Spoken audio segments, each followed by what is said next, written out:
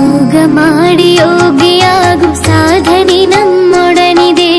ಯೋಗದಿಂದ ರೋಗ ದೂರ ಸಾರ್ಥಕದ ಬದುಕಿದೆ. ಯೋಗದಿಂದ ರೋಗ ದೂರ ಸಾರ್ಥಕದ ಬದುಕಿದೆ. ಯೋಗ ಮಾಡಿ ಯೋಗಿಯಾಗು ಸಾಧನೆ ನಮ್ಮೊಡನಿದೆ.